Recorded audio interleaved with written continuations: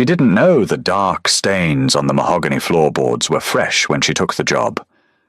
Nora was just a burnt-out palliative nurse drowning in debt, hired to care for a frail woman in a heavily guarded estate. She thought her biggest problem would be the grueling night shifts. She was wrong. Because the woman's son wasn't just a wealthy businessman. He was a ruthless cartel boss who owned the city's underground. And worse, he was watching her every move. The text message from the agency was vague. High-profile client, in-home palliative care, dementia experience required. Ironclad NDA. Pay is triple your current rate. Nora didn't care about the red flags. She cared about the eviction notice taped to her apartment door and the mounting pile of debt her ex-husband had left in her name. When you're broke enough, danger just looks like a paycheck. She drove her sputtering sedan up a winding private road in the hills. The rain was coming down in sheets, turning the world into a grey smear. At the top of the hill, wrought iron gates stood 20 feet high, flanked by stone pillars and security cameras that tracked her car's approach. A man in a dark raincoat stepped out of a guardhouse. He didn't ask for her name. He asked for her ID, scanned it with a device, and stared at her through the rain-streaked window. He wasn't a rent-a-cop. He had the thick neck and dead eyes of a man who broke things for a living. The gate swung open without a sound. The house was a sprawling, brutalist mansion of glass and black stone. It looked less like a home and more like a fortress. Nora parked, grabbed her duffel bag of scrubs, and walked to the front door. It opened before she could knock. "You're late," a voice said. It wasn't a butler. It was a man in his late 30s, leaning against the foyer wall. He wore a charcoal suit that probably cost more than Nora's car, but the tie was pulled loose, and the top 2 buttons of his shirt were undone. He held a crystal glass with 2 fingers. Amber liquid. No ice. The agency said 8 o'clock. Nora said, shaking the water from her umbrella. She didn't apologize. Apologies in her line of work usually meant someone had died. It's 7:55. He stared at her. His eyes were dark, hollowed out by exhaustion but sharp. Calculating. He took a sip from his glass, his gaze dragging over her cheap rain jacket, her sensible scuffed clogs, and the dark circles under her own eyes. "Gabriel Gallo," he said, not offering his hand. "Nora. I know who you are, Nora. I know you owe $40,000 in back taxes. I know you got fired from St. Jude's for stealing oxycodone. I didn't steal it." Nora cut in, her voice flat. "A resident misplaced a sheet. I was the charge nurse. I took the fall. If you read the rest of the file you bought, you'd know the board cleared me." Gabriel didn't blink. He just swallowed the rest of his drink. "I don't care if you stole it. I care if you're going to steal from my mother. If you do, I won't call the medical board." He let the threat hang in the cold, cavernous space of the hallway. Nora felt a prickle of genuine fear at the base of her skull, but she pushed it down. She had handled combative patients, screaming relatives, and arrogant surgeons. A rich jerk with a god complex wasn't new. "I'm here to do a job, Mr. Gallo," she said, shifting her bag to her other shoulder. "I administer meds, I monitor vitals, and I keep her comfortable. That's it. Show me the patient." A muscle feathered in his jaw. For a second she thought he might throw her out into the rain. Instead, he turned on his heel. "Follow me." They walked down a long, dimly lit corridor. The house was dead quiet. No hum of a television, no clatter of dishes. Just the sound of Gabriel's leather shoes and Nora's rubber soles on the hardwood. He pushed open double oak doors at the end of the hall. The room inside was a jarring contrast to the rest of the house. It was painted a soft yellow. The air smelled of lavender and sterile rubbing alcohol. A hospital bed sat in the center of the room, flanked by expensive monitoring equipment. In the bed lay a woman who looked no larger than a child. Her white hair was thin, fanned out across the pillow. She was staring at the ceiling, her hands plucking aimlessly at the edge of the cashmere blanket. "Ma," Gabriel said. His voice changed. The coldness evaporated, replaced by a raw, bleeding kind of gentleness that caught Nora off guard. He stepped to the side of the bed and picked up the woman's frail, paper-thin hand. "Ma, look who's here." Rosa Gallo turned her head slowly. Her eyes were cloudy, lost in a time only she could see. "Antonio," she whispered. Gabriel closed his eyes for a fraction of a second.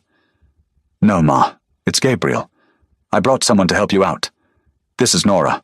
Nora stepped forward, slipping instantly into her clinical persona. She offered a warm, professional smile. "Hello, Rosa. It's very nice to meet you." Rosa blinked at her, then looked at Gabriel. "She has kind eyes, not like the men downstairs. Tell the men downstairs to stop cleaning their boots in my kitchen." Gabriel swallowed hard. "I'll tell them, Ma." He let go of her hand and stepped back, retreating into the shadows of the room. Nora approached the bed, checked the IV line running into Rosa's arm, and glanced at the medication chart on the bedside table. It was a mess.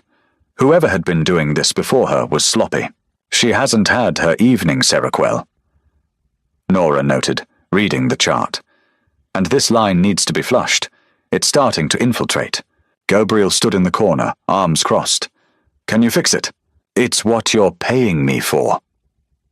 Nora grabbed a pair of latex gloves from a box on the cart. She snapped them on. "I need you to step outside, Mr. Gallo. Family members usually make this part harder." Gabriel didn't move. "I don't leave my mother alone with strangers." Nora stopped. She looked at him over her shoulder. "Then you're going to stand there and watch me cause her a brief amount of pain while I reset this line. If you interfere, I pack my bag and leave. Understood?" They stared at each other across the sterile expanse of the room. The air was thick, heavy with an unspoken power struggle. Gabriel Gallo wasn't a man who was told what to do. The silence stretched until it felt brittle enough to snap. Finally, Gabriel gave a curt nod. "Just get it done." Nora turned back to Rosa. She spoke softly, explaining what she was doing, even if the older woman didn't fully comprehend. She worked quickly, efficiently. When the needle slid out and the new one went in, Rosa whimpered. Gabriel took a step forward, his hands balling into fists, but Nora shot him a sharp look. He froze. "All done, Rosa," Nora said, securing the tape. "You did great." She stripped off the gloves and tossed them in the biohazard bin. She started making notes on the chart. Gabriel remained in the corner, watching her. He wasn't looking at his mother anymore. He was looking at Nora's hands. "Your shift is 8 p.m. to 8 a.m., he said quietly. "My men will bring you whatever you need. You do not leave this wing of the house. You do not ask questions about who comes and goes. If you see something, you forget it." Nora clicked her pen shut. "I only care about my patient, Mr. Gallo. The rest is none of my business." "Good." He walked to the door. "Keep her alive, Nora, or we're going to have a problem." He shut the door behind him. Nora stood alone in the quiet room with the sleeping woman. She looked down at the mahogany floor near the door. There was a dark, tacky smudge near the baseboard. She knelt down and touched it with a gloved finger. It was rust-colored, copper-scented. "Blood!" Nora wiped her finger on a gauze pad, threw it away, and went to sit in the armchair by the bed. She had a long night ahead of her. A month passed. The rhythm of the Gallo estate was bizarre, terrifying, and profoundly isolating. Nora learned the rules quickly. Rule 1, the men in suits, Jude, Benny, Carmine, were not to be spoken to, though they brought her meals on silver trays. Rule 2, the West Wing was completely off-limits. Rule 3, Gabriel Gallo did not sleep. He was a ghost haunting his own house. Nora would see him at midnight, standing on the terrace in the freezing cold, smoking a cigarette. She would see him at 4 in the morning, sitting in the leather chair in Rosa's room, staring blankly at the wall while his mother slept. He always looked like a man carrying a corpse on his back. Rosa was deteriorating. The dementia was an ugly, relentless thief, stealing pieces of the woman away day by day. Sundowning hit hard. When the sun set, Rosa became agitated, paranoid, and sometimes violent. It was 2:15 a.m. on a Tuesday when the screaming started. Nora had stepped into the adjoining bathroom to wash her face. She rushed back into the room to find Rosa thrashing violently against the bed rails, tearing at her IV line. "They're coming!" Rosa shrieked, her eyes wide and unseeing. "Antonio, they have guns! Hide the boy!" "Rosa, it's okay. You're safe," Nora said, moving in quickly, trying to pin the frail wrists before the IV ripped out. But the old woman had a sudden, frantic strength. Her fingernails caught Nora's cheek, scratching a deep, stinging line down to her jaw. The oak doors slammed open. Gabriel burst in, his suit jacket gone, a holstered gun strapped across his chest over a white dress shirt. His eyes were wild. "What happened? What did you do?" he barked, closing the distance in 3 strides. "Nothing! She's having an episode!" Nora grunted, struggling to hold Rosa's arm steady. "Don't yell! You're making it worse!" Gabriel ignored her. He reached for his mother. "Ma, stop! It's Gabriel! You're fine! Don't touch him!" Rosa screamed, looking right at Gabriel but seeing a monster. She spat in his face. "Murderer! You took my husband! Murderer!" Gabriel froze. The word struck him like a physical blow. The color drained from his face, and his hands dropped to his sides. He looked entirely, utterly broken. "Get out," Nora ordered. Gabriel just stood there, the spit slowly dripping down his cheek. "Gabriel, get out of the room, now!" Nora used her command voice, the one that snapped residents and doctors alike into line. He blinked, slowly backing away, before turning and stumbling out into the hallway. It took Nora 20 minutes to calm Rosa down. She used soft tones, humming a nameless tune, gently stroking the woman's hair until the frantic energy burned itself out and the sedative took hold. Once Rosa's breathing deepened into a steady rhythm, Nora checked the IV, adjusted the blankets, and slumped back into her armchair. Her cheek was throbbing. She wiped it with the back of her hand and saw a smear of blood. Sighing, she stood up and walked out into the dark hallway. She headed for the massive stainless steel kitchen on the main floor. She needed ice. She needed caffeine. The kitchen was dark, except for the amber glow of the under-cabinet lighting. Gabriel was sitting at the massive marble island. A bottle of bourbon sat half empty in front of him. He still had the shoulder holster on. Nora didn't retreat. She walked to the industrial fridge, pulled out a bag of frozen peas, and pressed it against her cheek. Then she went to the espresso machine. "She doesn't know what she's saying," Nora said quietly over the grinding of the coffee beans. Gabriel didn't look up from his glass. "Dementia is a disease of truth, Nora. It strips away the polite lies we tell ourselves. What's left is what they really think. That's garbage." Nora poured the espresso into a mug. "It's misfired synapses. It's a dying brain trying to make sense of shadows. Don't flatter yourself into thinking it's poetry." He let out a hollow, bitter laugh. "You don't pull any punches, do you? I don't have the energy to." Nora walked over to the island and sat on a stool opposite him. She didn't ask for permission. She set her mug down and kept the peas pressed to her face. Gabriel finally looked up. He looked at the makeshift ice pack, then at her eyes. "She hurt you. Occupational hazard. I pay you enough to deal with it, right?" His tone was mocking, trying to push her away, trying to re-establish the cold boundary between boss and employee. Nora didn't take the bait. "You pay me to keep her comfortable. The scratches are free." A heavy silence settled over the kitchen. The only sound was the hum of the refrigerator. Gabriel stared at his glass, tracing the rim with his thumb. Nora drank her coffee black. It was a bizarre domesticity, the cartel boss and the burnt-out nurse sharing the dead hours of the night. "My father," Gabriel said softly, breaking the silence. "He was in the life. He was shot in our driveway when I was 12. She was looking out the window when it happened. Sometimes she gets confused. She thinks I'm the man who pulled the trigger." Nora lowered the bag of peas. She looked at him, really looked at him. Beneath the tailored clothes and the guns and the fear he commanded, he was just a son watching his mother rot from the inside out. "I'm sorry," Nora said. It was the only thing to say. Gabriel met her gaze. The exhaustion in his eyes was mirrored in hers.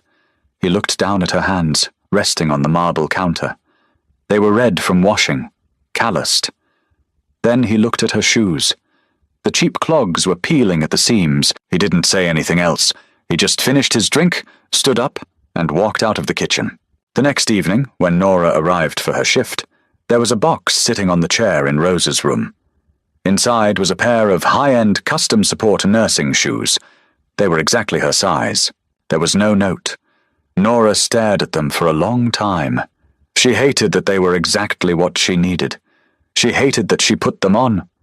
And she really hated how perfectly they fit. The illusion of safety shattered 3 weeks later. It was raining again. The house felt restless. The guards outside were pacing more frequently, and the men inside spoke in hushed, urgent tones. Gabriel hadn't been in to see his mother for 2 days. At 3 a.m., the heavy oak doors to Rosa's room didn't open. They were kicked in. Nora jumped up from her chair, her heart slamming against her ribs. Gabriel stood in the doorway, breathing heavily.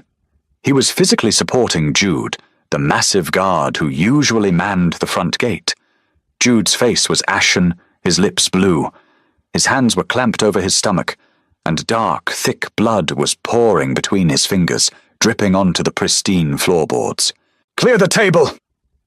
Gabriel snarled, his voice tight with panic and adrenaline. Nora didn't ask questions. Training overrode terror. She swept the medication trays and water pitchers off the large exam table in the corner of the room. It crashed to the floor. Rosa, mercifully sedated, didn't even stir. Gabriel hauled Jude over and dropped him onto the table. The man let out a wet, rattling groan. "What happened?" Nora asked, snapping on 2 pairs of gloves. She grabbed her trauma shears and started cutting away Jude's blood-soaked shirt. "Drive-by. They hit the gate," Gabriel said. He pulled off his own jacket. His white shirt was smeared with crimson. "I need you to fix him." "Fix him?" Nora stared at the massive hole in Jude's abdomen. Blood was pulsing out in a steady, terrifying rhythm. "He needs a hospital, Gabriel. He needs a surgeon. It hit an artery." "He can't go to a hospital," Gabriel said, stepping closer. His voice dropped, turning cold and absolute. "If he goes to an ER, the cops get called. If the cops get called, this house gets raided. You fix him." "I'm a nurse, not a trauma surgeon," Nora yelled, pressing a massive stack of gauze into the wound. Jude screamed, his back arching off the table. "I don't have the tools, I don't have blood for a transfusion, and I don't have anesthesia. He is going to die on this table." Gabriel grabbed her by the shoulders. His hands were strong, desperate. "Nora, look at me." She snapped her head up, her eyes wide and terrified. "You are going to stop the bleeding," Gabriel said, his dark eyes boring into hers. "You are going to keep him alive until my private doctor gets here in 40 minutes. Do you understand me?" Nora looked at Jude. His eyes were rolling back. The pulse under her fingers was thready, racing like a terrified bird. She looked back at Gabriel. The sheer gravity of his presence pulled her out of her panic. "Get over here and put pressure on this," Nora ordered. Gabriel immediately moved to her side, pressing his large hands over hers, driving the gauze deep into the wound. "Harder," Nora snapped. "Lean your weight into it." She spun around to her medical cart. She grabbed saline bags, tearing them open with her teeth. She spiked the bags, found a vein in Jude's uninjured arm, and started pushing fluids as fast as they would go, to keep his blood pressure from bottoming out. "He needs to stay awake," Nora said, rushing back to the table. She grabbed clamps from a sterile kit she kept for minor procedures. "Jude, hey, look at me! Keep your eyes open!" Jude blinked, his gaze unfocused. "Boss?" he mumbled. "I'm here, Jude," Gabriel said. His voice was steady, completely devoid of the panic he had shown seconds earlier. He was the boss again. Absolute control. "You're not dying today, understand?" Nora pushed Gabriel's hands aside and dug into the wound with the clamps. The blood was slick, blinding her. She operated on pure instinct and anatomy recall. She felt the severed edge of a vessel. She clamped it. The geyser of blood slowed to a sluggish weep. Nora let out a ragged breath, her shoulders dropping. "I got the bleeder. But he's going into shock. Where the hell is your doctor?" 10 minutes, Gabriel said softly. They stood there in the blood-soaked room. Jude passed out, but his breathing was steady. Nora stepped back from the table, peeling off her bloody gloves. Her hands were shaking violently now that the adrenaline was crashing. She walked over to the small sink in the corner and turned on the hot water. She scrubbed her hands with industrial soap, watching the pink foam spiral down the drain. Gabriel walked up behind her. He didn't say anything. He just reached out, turned on the cold water beside her hot, and started washing his own hands in the same sink. Their shoulders brushed. He smelled like gunpowder, copper, and expensive cologne. "Your hands didn't shake," Gabriel said quietly, his voice a low rumble over the sound of the running water. "Not until it was over." "Hazard pay," Nora said, her voice hoarse. "I want double hazard pay for this." Gabriel let out a sound that was half laugh, half sigh. He reached for a towel and handed it to her. As she took it, his fingers brushed hers. They lingered. The touch was entirely intentional. "You can have whatever you want, Nora," he said, looking down at her. The exhaustion was gone from his eyes, replaced by something much sharper and much more dangerous. "Anything." Nora looked up at him. She knew she should look away. She knew she should grab her bag, walk out the front door, and never come back to this house of blood and ghosts. But she didn't. She couldn't. Because for the first time in years, someone was looking at her like she mattered, even if he was a monster. Dr. Wyatt did not ask for a patient history. He arrived 38 minutes after the call, carrying a black leather bag that looked heavy enough to contain bowling balls. He was a man in his 60s with an immaculate silver beard and a grey tailored suit. He walked into Rosa's bedroom, stepped over the shattered glass of the fallen medication tray, and looked at Jude, bleeding out on the exam table. Then he looked at Nora. "You clamped the hepatic artery?" Wyatt asked, his voice entirely devoid of inflection. "I couldn't tell you what it was," Nora said, stepping back so he could take over. Her scrubs were ruined. The copper stench of blood hung heavy in the air, masking the lavender. "I just found the pulsing and shut it off," Wyatt grunted. He opened his bag. It was a portable trauma bay. "You saved his life. I'll take it from here. Go wash up." Nora didn't argue. She walked to the bathroom, stripped off her scrubs, and threw them directly into the trash can. She stood under the scalding spray of the shower, watching the water turn pink, then clear, circling the drain. Her hands had finally stopped shaking, but her chest felt hollowed out, scraped clean by the adrenaline. When she stepped back out into the bedroom, wearing a spare set of scrubs she always kept in her locker, Jude was gone. The table had been wiped down with industrial bleach. Dr. Wyatt was nowhere to be seen. Only Gabriel remained. He was sitting in the armchair by his mother's bed. He had changed his shirt, a fresh, crisp white button-down. But the holster was still there. "Jude?" Nora asked, her voice raspy. "Guest bedroom," Gabriel said, staring at his sleeping mother. "Wyatt brought a nurse. He's stable. He'll live." "Good." Nora started picking up the fallen medication bottles. "Leave it," Gabriel commanded softly. "The cleaning crew will handle it in the morning." Nora stopped, a bottle of heart medication in her hand. She placed it carefully on the nightstand. She looked at the clock. It was 5:15 a.m. "Walk with me," Gabriel said. He stood up. It wasn't a request. Nora followed him out of the room. They didn't head toward the kitchen. Gabriel turned left at the grand staircase, walking toward the heavy iron-reinforced doors that separated the main house from the west wing. The forbidden zone. He keyed a code into the keypad. The lock disengaged with a heavy mechanical clunk. He pushed the doors open and held one for her. Nora hesitated. "Rule 2. The West Wing is completely off-limits." "You crossed a line tonight, Nora," Gabriel said, watching her hesitation. His eyes were flat, unreadable. "You saved one of my men. You saw the blood. You're already in. You might as well see the rest." She stepped through. The West Wing didn't look like a cartel hideout. It looked like a high-end corporate office. Thick Persian rugs muffled their footsteps. The walls were lined with mahogany bookshelves and original oil paintings.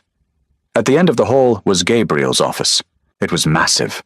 Floor-to-ceiling windows overlooked the city below, the city lights flickering through the driving rain. A massive oak desk sat in the center of the room. There were no guns on the desk, no bricks of cash, just a sleek laptop, stacks of manila folders, and a crystal decanter. Gabriel walked to a small safe behind his desk. He opened it, pulled out a thick manila envelope, and tossed it onto the polished wood.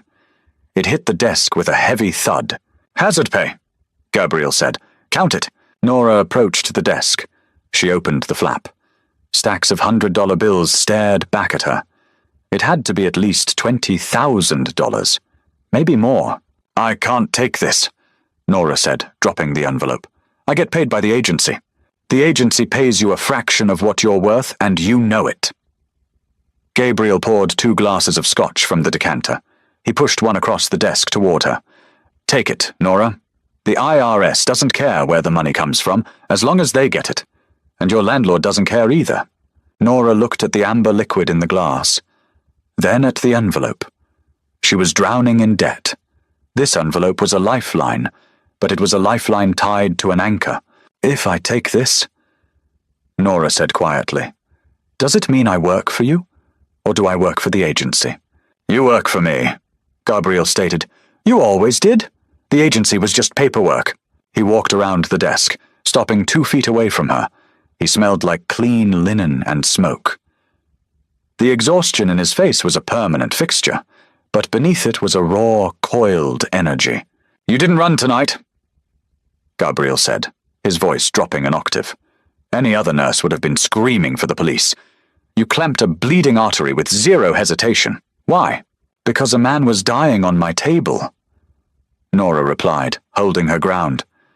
She met his gaze directly. "I don't care if he's a saint or a soldier. My job is to stop the bleeding. That's all." Gabriel studied her face. He reached out, his fingers hovering inches from her bruised cheek, where his mother had scratched her weeks ago. He didn't touch her. He just let his hand fall. "Take the money, Nora," he whispered. "Go home. Sleep. I'll see you tomorrow night." Nora took the envelope. It felt impossibly heavy. She walked out of the West Wing, the mechanical lock clicking shut behind her, sealing her on the other side. But she knew the truth. She wasn't an outsider anymore. Nora's apartment was a miserable, cramped studio on the 2nd floor of a decaying brick building. It smelled permanently of boiled cabbage and damp drywall. It was a jarring transition from the sprawling, silent luxury of the Gallo estate. She got home at 9 a.m., exhausted to the marrow of her bones. She dropped the manila envelope onto her cheap Formica kitchen counter. She hadn't counted it. She didn't want to know the exact price of her complicity. She just wanted to sleep. Nora stripped down, threw on an oversized t-shirt, and collapsed into her unmade bed. She slept the heavy, dreamless sleep of the dead. She woke up to the sound of breaking glass. It was 3 p.m. The afternoon sun was slicing through the gap in her cheap blinds. Nora sat up, her heart hammering against her ribs. She heard heavy footsteps in her small kitchenette. "Nora!" a voice called out, slurred, angry. Brad, her ex-husband, the man who had forged her signature on 2 separate business loans, gambled away their savings and left her holding the bag when the creditors came calling. Nora grabbed the heavy metal flashlight she kept by her nightstand and stepped out of the bedroom. Brad was standing by the counter. He looked worse than the last time she saw him. His face was puffy, his clothes wrinkled and smelling of stale beer and desperation. He had knocked over a glass of water, which shattered on the linoleum. But he wasn't looking at the glass. He was holding the manila envelope. He had torn it open. The stacks of hundreds were scattered across the Formica. Brad's eyes were wide, manic. "Where did you get this?" he demanded, looking up at her. "You holding out on me, Nora? You crying poor while you've got this sitting on your counter?" "Put it down, Brad," Nora said, her voice dangerously calm. Her grip on the flashlight tightened. "Get out of my apartment." "Or what?" Brad sneered, shoving a stack of bills into his jacket pocket. "I need this, Nora. I owe people. Bad people. And those are my bills." Nora stepped forward. "I said put it down." Brad laughed, a bitter, ugly sound. He lunged forward, closing the distance between them. He grabbed her arm, his fingers digging painfully into her bicep. "You owe me, Nora. You left me when things got hard." He didn't finish the sentence. The door to the apartment hadn't been locked. Brad had broken the flimsy chain. And now the door swung open silently. A shadow filled the doorway. It was Benny, one of Gabriel's quiet, massive guards who usually brought Nora her dinner trays. He was wearing a dark suit, his face completely impassive. He stepped into the apartment. Brad turned, confused. Benny didn't say a word. He simply reached out, grabbed Brad by the collar of his jacket, and pulled him away from Nora with the effortless strength of a machine. Before Brad could even yell, Benny slammed him face first into the wall. The drywall cracked. Brad crumpled to the floor, gasping for air, blood pouring from his broken nose. Benny looked at the scattered cash, then at Nora. "Are you injured, Mom?" "No," Nora breathed, staring at the crumpled form of her ex-husband. "What are you doing here?" "Mr. Gallo requested a security detail be placed on you after the incident at the house last night," Benny stated matter-of-factly. He reached down, grabbed Brad by the back of his belt, and hoisted him to his feet like a piece of luggage. "I will handle this." "Wait." Nora started, but Benny was already dragging a sobbing, bleeding Brad out the door. "The lock needs replacing," Benny noted, pausing at the threshold. "I will have a team here in 20 minutes. The door clicked shut. Nora stood alone in her apartment. The scattered money lay on the counter. The blood was on her wall. The sheer, suffocating reach of Gabriel Gallo had just wrapped its hands around her personal life. She didn't wait for the team. She threw on clothes, grabbed the envelope, and drove straight back to the hills. It was 4:30 p.m. The sun was starting to set. The guards at the gate recognized her car and opened the iron jaws without a word.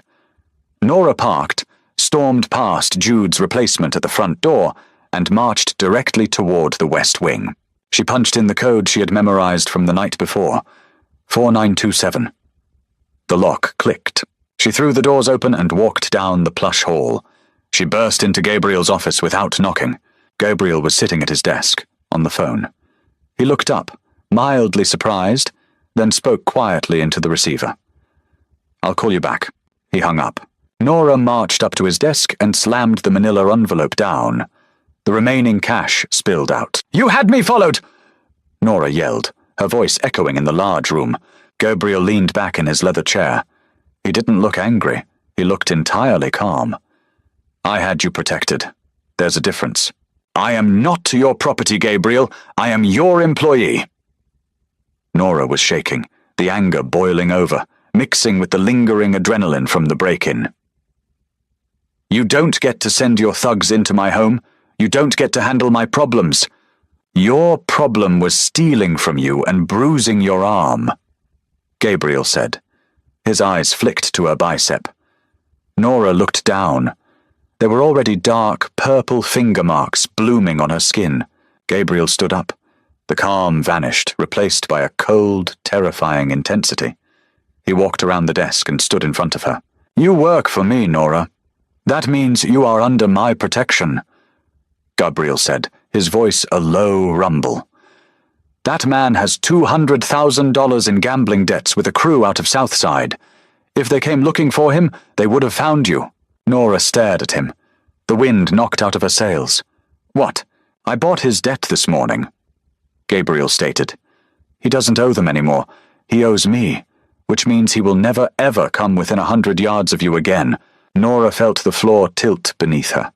The sheer scale of what he had done, the casual way he deployed his power to rewrite her reality, was staggering. "Why?" Nora whispered. "Why would you do that?" Gabriel looked down at her. The harsh lines of his face softened just a fraction. "Because you're the only person in my life who isn't afraid to tell me when I'm wrong, and because you keep my mother breathing. I protect what matters to me."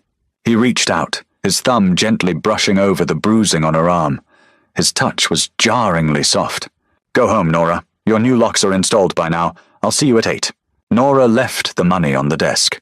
She walked out of the office, her chest tight, realizing with terrifying clarity that the iron gates of the estate hadn't just locked the danger out. They had locked her in, and she wasn't sure she wanted to leave.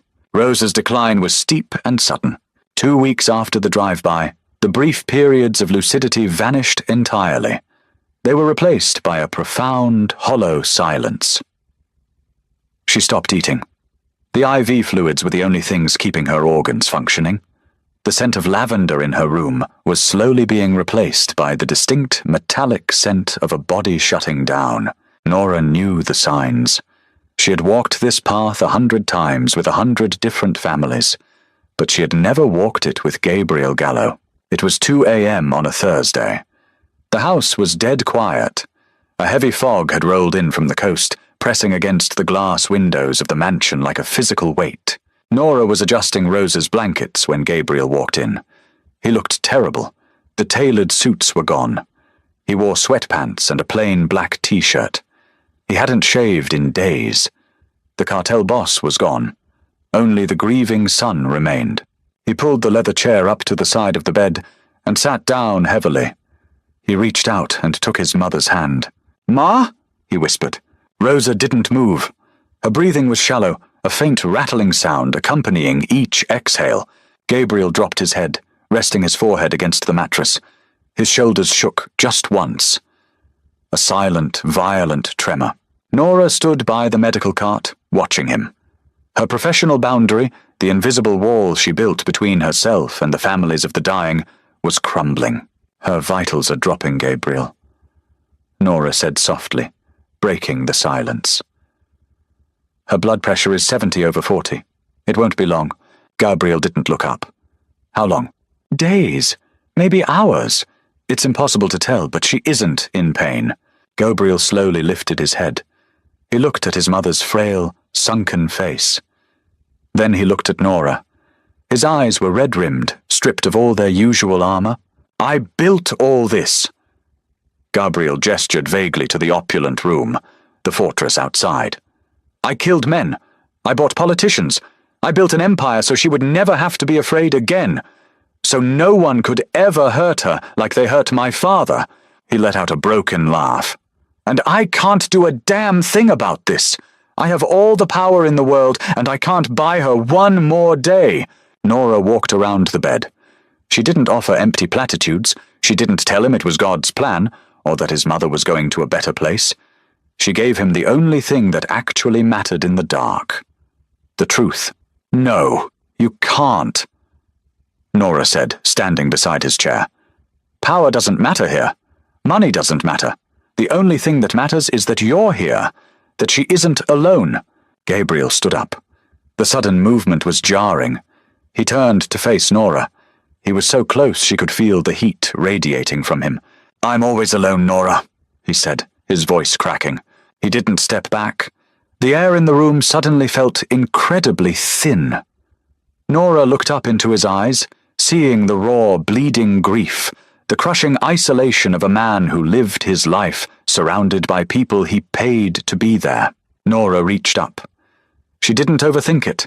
She didn't weigh the consequences or remember the rules. She placed her hand flat against his chest, right over his heart. It was beating frantically, like a trapped animal. Gabriel inhaled sharply. He looked down at her hand, then back up to her face. "You're not alone tonight," Nora whispered. Gabriel moved before she could take another breath. His hands came up, framing her face. His palms were rough, calloused, but his touch was desperate, almost reverent. He leaned down and kissed her. It wasn't a gentle, romantic kiss. It was a collision. It tasted like grief and scotch and absolute desperation. It was the kiss of a man who was drowning and had finally found a piece of driftwood. Nora didn't pull away. She leaned into it, her hands sliding up to grip his shoulders, anchoring him to the ground. The cynicism, the professionalism, the fear, it all burned away in the space of a single heartbeat. He backed her against the wall near the door, out of the dim light of the bedside lamp. His mouth moved from her lips to her jaw, trailing down her neck. His breathing was ragged, his hands gripping her waist as if she were the only real thing in the room. "Nora." he breathed against her skin, a confession and a plea wrapped into one word. "I'm here," she answered, her hands buried in his dark hair. They stood there in the shadows, clinging to each other while the fog pressed against the windows and the empire outside faded into nothing. The cartel, the debt, the blood on the floorboards. None of it mattered. For a few stolen minutes in the dark, they were just two broken people trying to put the pieces back together. But as Gabriel kissed her again, deeper this time, a quiet, rattling sigh came from the bed. Then absolute silence. Nora froze. She gently pushed Gabriel back. The grief in his eyes was instantly replaced by a stark, terrifying realization. Nora walked over to the bed. She picked up Rosa's wrist, pressing 2 fingers to the translucent skin. She waited 10 seconds. 20. She looked up at Gabriel, standing in the shadows. She's gone. Gabriel did not cry. The tremor that had shaken his shoulders just moments before vanished, locked away behind a steel vault in his chest. He stood up slowly, stepping back from the bed. The vulnerable, desperate man who had just pinned Nora to the wall ceased to exist. The Don of the Gallo family took his place. "Call Wyatt," Gabriel said. His voice was flat, devoid of any human inflection. He didn't look at his mother's body. He looked at the wall above the headboard. "Tell him it's done." Nora stood frozen for a second, her lips still tingling, a pulse still hammering, a frantic rhythm. The whiplash of his emotional withdrawal was violent. She nodded, stepping back into her clinical persona like slipping on a heavy lead apron. By 3 a.m. the house was swarming. Men in dark suits moved with quiet, practiced efficiency. There were no sirens, no flashing ambulance lights. Dr. Wyatt arrived, signed the death certificate with a gold-plated pen, and handed it to a man Nora had never seen before. A private mortuary team wheeled a discreet silver gurney down the hall. Nora stood in the corner of the room, holding her medical bag. Her job was over. The patient was gone. Gabriel stood in the doorway, watching the morticians zip the black bag closed. He hadn't looked at Nora since he stepped away from the wall. He was smoking a cigarette right there in the hallway, the ash falling onto the pristine mahogany floorboards. When the gurney rolled past him, he didn't move to touch it. He just took another drag. "Mr. Gallo," Nora said quietly, walking over to him. "I've logged her final medications. The agency will send the closing paperwork tomorrow." Gabriel exhaled a long plume of smoke. He finally looked at her. His eyes were completely dead. They were the eyes of a shark cruising through deep water. "Jude will escort you to your car," Gabriel said. He reached into the inside pocket of his jacket and pulled out a thick, sealed envelope. He held it out. "Your final pay, plus the bonus." Nora looked at the envelope. It was exactly like the one he had given her for saving Jude's life. A transaction. A severance. "Gabriel," she started, her voice dropping.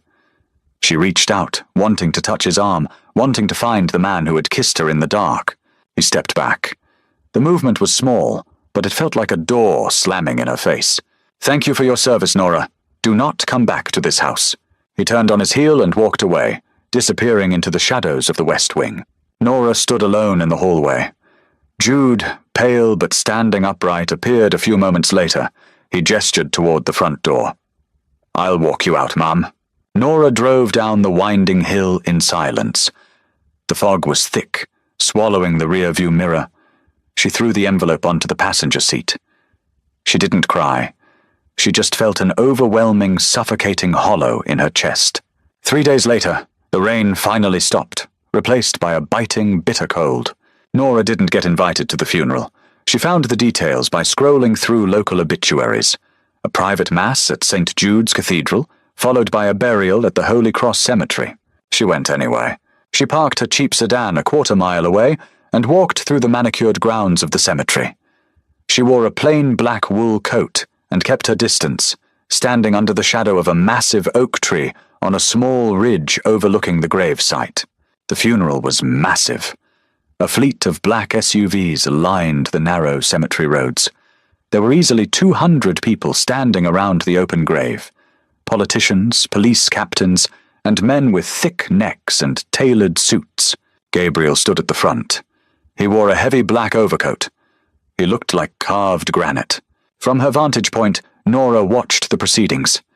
The priest spoke. The casket was lowered. The crowd began to disperse, offering hushed condolences to Gabriel, kissing his cheek, shaking his hand. He received them all with the same chilling, empty grace. Then the crowd parted. A man approached Gabriel. He was older, walking with a silver-tipped cane. He wore a camel-hair coat. Even from a distance, Nora could feel the sudden, violent tension snap into the air. Gabriel's guards, Benny, Jude, and a dozen others, shifted, their hands subtly moving toward their waistbands. The older man stopped in front of Gabriel. He smiled. It was an ugly, sharp thing. He patted Gabriel on the shoulder, leaned in, and whispered something in his ear. Gabriel didn't flinch. He just stared the man down. The older man chuckled, turned, and walked back to his car. Nora didn't know who the man was, but she knew what he represented. The ceasefire was over. Rosa Gallo was in the ground, and the wolves were circling. As the last of the cars began to pull away, Gabriel stood alone by the grave. He picked up a handful of dirt. He tossed it onto the mahogany casket. Then he turned around. He looked directly up at the oak tree, directly at Nora. He knew she was there. He had always known. They stared at each other across 200 yards of frost-covered grass. Nora waited for him to gesture, to nod, to give her any sign that she should walk down that hill and stand beside him. Gabriel turned his back, got into his armored SUV, and drove away.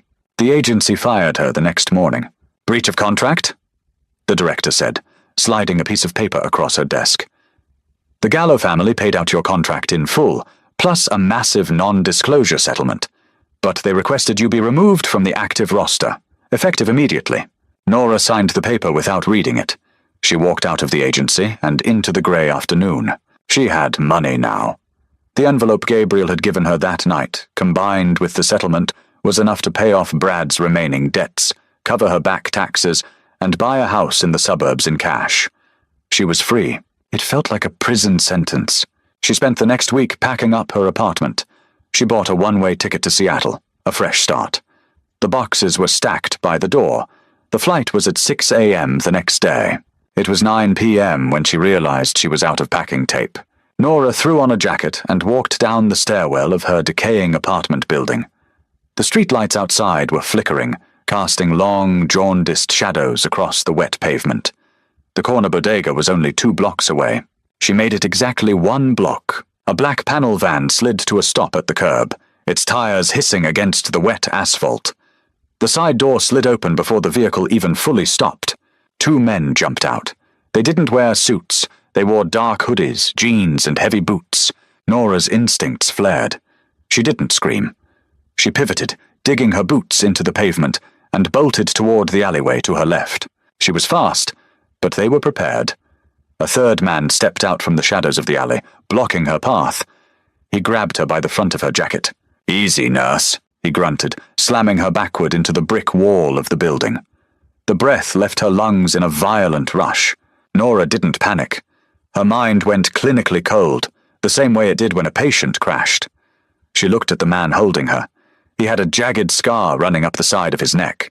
She drove her knee upward, aiming for his groin. She connected. The man hissed, his grip loosening just enough. Nora twisted, bringing her elbow down hard on the bridge of his nose. Cartilage crunched. Blood sprayed across her jacket. She broke free, taking 3 steps toward the street. But the other 2 men were already there. Something heavy and blunt struck the back of her skull. The world flashed blindingly white, then pitched into a sickening, spinning darkness. Her knees buckled. She felt hands grab her by the arms, dragging her across the concrete. She was shoved onto the metal floorboard of the van. The doors slammed shut. The engine roared. Nora blinked, trying to clear the blood and double vision from her eyes. Her head was screaming. She was lying on her side in the dark. The van smelled of stale cigarette smoke, damp metal, and sweat. "Tie her hands!" a voice from the front passenger seat barked. It was the man she had hit. He sounded nasally, choked with blood. Check her for trackers." Hands rolled her over. Someone pulled her arms behind her back, wrapping thick, biting zip ties around her wrists. "You're making a mistake," Nora gasped out, tasting copper. "Shut up," the man tying her said, checking her pockets. He threw her phone onto the floor and crushed it under his boot. "The boss wants Gallo. Gallo wants you. Simple math." The older man at the funeral with the cane. The realization hit her like a bucket of ice water. Gabriel had paid off her ex-husband's debt from the Southside crew, but he hadn't erased her from the board. He had just highlighted her value. The van took a hard left, throwing Nora against the metal wall. They were moving fast. "Call him," the scarred man said. "Tell him we have the nurse. Tell him to meet us at the rail yard, alone, or we start mailing him her fingers." Nora closed her eyes. "He won't come," she thought. "He walked away. He shut me out." The sound of shattering glass interrupted her thoughts. It wasn't a window. It was the entire back windshield of the van caving in. A heavy, deafening metallic crunch followed. The van violently lurched forward, fishtailing out of control. Nora was thrown into the air, slamming back down onto the floorboards. Someone had just rammed them at 60 miles an hour. "What the hell was that?" the driver screamed. "He's behind us! Shoot him!" the scarred man yelled. Guns were drawn. The deafening roar of automatic gunfire erupted inside the enclosed space of the van, the sound pressure rattling Nora's teeth in her skull. The men were firing out the blown-out back window. Another violent impact. Metal sheared against metal. The van was pushed sideways, the tires screeching uselessly against the pavement. The driver lost control. The van slammed into a concrete bridge pillar. The impact was catastrophic. The world flipped sideways. Nora was tossed like a rag doll in a dryer, her shoulder slamming into a steel strut. Then, dead silence, broken only by the hiss of a ruptured radiator and the groan of bending metal. Nora opened her eyes. The van was on its side. She was tangled in the back. The man who had tied her hands was lying entirely still near the crumpled front seats. The scarred man was groaning, trying to drag himself out of the passenger window. Footsteps crunched on the broken glass outside. Slow, methodical. A shadow fell over the passenger side. A hand reached in, grabbed the scarred man by the hood of his sweatshirt, and hauled him out through the broken window. "Where is she?" a voice demanded. It was a voice that belonged to the devil himself. "She's in the back! She's alive!" The scarred man screamed, sobbing. 2 suppressed gunshots coughed into the night. The scarred man stopped screaming. The back doors of the van were wrenched open. The metal screamed in protest. Gabriel stood there. He wasn't wearing a suit. He was wearing tactical gear, a black plate carrier over a dark sweater. He had a suppressed pistol in his right hand. His face was splattered with blood that wasn't his own. His eyes were wide, feral, and utterly terrifying. He saw Nora lying on the floorboard. He dropped the gun. It hit the pavement with a clatter. He crawled into the wreckage, uncaring of the jagged glass ripping at his clothes. He reached her, grabbing her shoulders, pulling her up against his chest. "Nora! Nora, look at me!" he commanded, his voice shaking violently. She blinked up at him. She couldn't feel her hands. Her head was bleeding, but she saw his face. The armor was gone. The Don was gone. It was just Gabriel, and he was terrified. He pulled a knife from his belt and sliced through the zip ties on her wrists. He ran his hands over her arms, her neck, checking for bullet holes. "I'm okay," she whispered, her voice raspy. "I'm okay." He let out a ragged, broken sound. He pulled her flush against his chest, burying his face in her neck, holding her so tightly she could barely breathe. "I thought I lost you," he breathed against her skin. "I thought they got you." "You told me not to come back," Nora said, leaning her heavy head against his shoulder. "I lied," Gabriel whispered. He scooped her up in his arms, carrying her out of the wrecked van and into the freezing night air. "I've been parked outside your apartment every night since she died. I just couldn't let you see me." He carried her toward a massive, dented black SUV parked sideways across the street. Benny was standing by the driver's side, holding an assault rifle, scanning the empty street. Gabriel put her in the passenger seat. He didn't let go of her hand. The safe house was a windowless, concrete basement beneath a warehouse on the docks. It was cold, smelling of salt water and old dust. Nora sat on a metal folding chair under a harsh fluorescent bulb. She had a butterfly bandage over the cut on her hairline and a massive bruise blossoming on her cheekbone. Gabriel sat on a crate opposite her. He had taken off the tactical vest. His black sweater was torn at the shoulder, revealing a nasty, jagged gash from the van's shattered windshield. He was bleeding sluggishly, but he refused to let her look at it until he was sure she didn't have a concussion. "I'm fine, Gabriel," Nora said for the fourth time. She reached into the first aid kit Benny had brought them. She pulled out a needle, thread, and a bottle of iodine. "Take the sweater off." Gabriel stared at her. He slowly pulled the sweater over his head, wincing as the fabric pulled against the wound.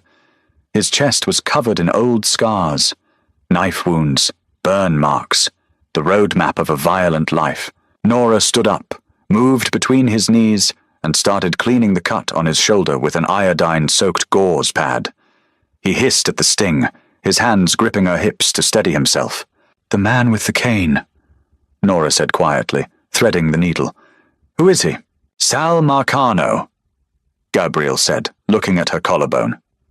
"He runs the ports. He thought with my mother gone, I'd be distracted. Weak. He thought he could leverage you to get me to hand over the distribution lines. Leverage me?" Nora paused, the needle hovering over his skin. "How did he know about me?" "Because you're the only civilian I've ever brought into my house," Gabriel said. He finally looked up into her eyes. "Because when I walked away from her grave, I looked at you instead of him. They see everything, Nora. They saw a crack in the armor." Nora pushed the needle through his skin. He didn't flinch. She pulled the suture tight. "So what happens now?" she asked, tying off the first stitch. "Marcano is dead," Gabriel said. The words were delivered with chilling casualness. "Benny and Jude are handling his lieutenants tonight. By tomorrow morning the Southside crew won't exist. There will be no retaliation." Nora kept stitching. She didn't ask how they were handling it. She didn't want to know the mechanics of the slaughter happening above them in the city. "And me?" she asked. Gabriel's grip on her hips tightened. "I have a plane waiting at a private airstrip. A new passport. The name is completely clean. There is $3 million in an offshore account tied to it. You get on the plane, you go to Switzerland, and you never look back." Nora stopped. She looked down at him. "You're sending me away." "I am saving your life!" Gabriel's voice cracked, rising in volume. He let go of her hips and ran his bloody hands over his face. "Look at what happened tonight, Nora. They put you in a van. They were going to butcher you to get to me. I bring death to everything I touch. My father, my mother, and now you. Your mother died of dementia, Gabriel." Nora snapped, her voice hard. "You didn't kill her. You kept her safe." "I can't keep you safe!" he yelled, standing up. He paced away from her, the shadows of the basement clinging to him. "I am a monster, Nora. Do you understand that? I just executed 2 men in the street and I didn't feel a damn thing. I am exactly what my mother thought I was." Nora stood by the metal chair. She looked at the blood on her hands. Gabriel's blood. The blood of the men in the van. "I know what you are," Nora said quietly. Gabriel stopped pacing. He looked at her, his chest heaving. "I knew what you were the day I walked into that house," Nora continued, stepping toward him. "I saw the blood on the floorboards. I clamped Jude's artery. I knew exactly whose money I was taking. Don't insult my intelligence by pretending I'm some naive girl who needs to be rescued from the big bad wolf." She closed the distance between them. She didn't flinch from his violent energy. She stepped right into it. "I've spent my entire life taking care of dying people," Nora said, her voice dropping to a fierce whisper. "I have held the hands of good men who died screaming and bad men who died peacefully in their sleep. The universe doesn't care if you're good or bad, Gabriel. It just cares who is left standing at the end." She reached up, placing her hands on his bare, scarred chest. "I don't want the passport," Nora said. "I don't want the money. I want the man who didn't let me go." Gabriel stared at her. The violent storm in his eyes broke, replaced by a profound, terrifying awe. He reached up, his hands tangling in her hair, pulling her face up to his. "If you stay," Gabriel whispered, his voice shaking. "You can never leave. I will burn the city down before I let anyone take you from me." "Then let it burn," Nora answered. Gabriel kissed her. It was a claiming. A blood oath sealed in the dark, smelling of iodine and gunpowder. He backed her up against the cold concrete pillar of the basement, his mouth devouring hers, his hands tracing the lines of her body as if mapping out his new religion. Nora wrapped her arms around his neck, pulling him closer, anchoring him to her. She knew the reality of what she was doing. She wasn't walking into a fairy tale. She was walking into the underworld. She was chaining herself to a man who ruled through fear and violence. But as his hands held her tight, as his heartbeat hammered against her own, she realized she didn't care. She was done running. She was done being the victim. She was Nora Gallo now, and God help anyone who tried to stand in her way. Nora made her choice, trading her quiet life for the dangerous, intoxicating world of Gabriel Gallo. Did she make the right call, or did she just seal her own fate in the criminal underworld? If you loved this dark, gripping mafia romance, hit that like button and share it with a friend who loves intense, grounded storytelling. What do you think happens next now that Nora is fully in the life? Drop a comment down below with your thoughts.